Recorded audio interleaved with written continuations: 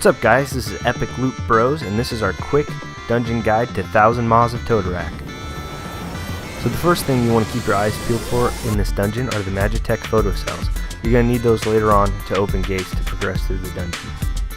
Eventually you'll run into a blocked path, and you'll have to use the Magitech terminal to unlock the path. This is where you use the photo cells and will also summon the first boss. The first boss you're going to come across is Corel or Ninetails. I think that's how it's said. Anyways, he'll release an AoE poison in his vicinity. The only thing you really have to watch out for is healers if you can dispel it. If not, then you're going to need to heal through it. Aside from that, you just DPS him down. Later on in the dungeon, you're going to see these webbed arches. As soon as somebody passes through the arch, it's going to suck them and anybody in close proximity to them into the hallway and probably aggro the mobs on the other side. It'll then close and everybody left on the other side won't be able to attack the mobs. You can quickly turn around and break down the door, but it's just something to look out for in these dungeons, as if you're the tank and you're way ahead of everybody else, you can get sucked through and then have no backup or healing. The second Magitech terminal you come across is a lot like the first one. You're going to need 4 photo cells to activate it, and as soon as you go to activate it, Corel or Ninetails is going to pop up again. And this time the only difference is he'll summon some adds that also do AoE poison during the fight. Aside from that, it's pretty much the same fight. You'll also notice these things lying around called Fleshy Pods.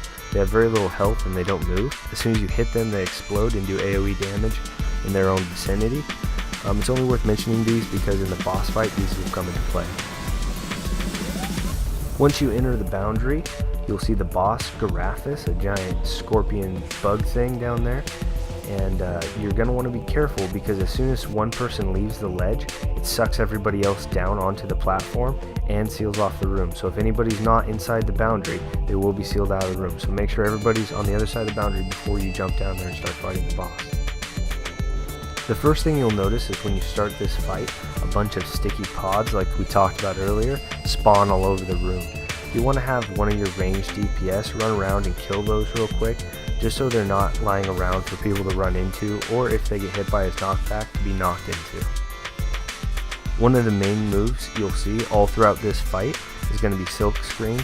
This is the knockback move I was talking about, and it's pretty easy to dodge. You shouldn't get hit by it, but tank, make sure to face him away from the group. Throughout the fight, this guy will do a move called Sticky Webs. This will create pods, more pods around the room. If DPS can just knock them out real quick so you don't have to deal with them. They'll also summon adds that the tank will want to pick up.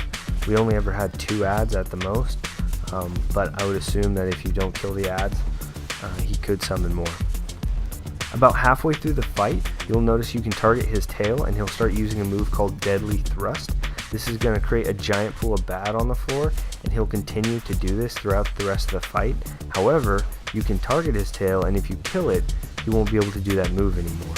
It seems like almost a soft enrage timer, as I didn't really see the pools disappearing. So you're going to want to change focus to his tail and kill it as fast as you can. Once his tail is dead, you'll notice he gets stunned for a few minutes.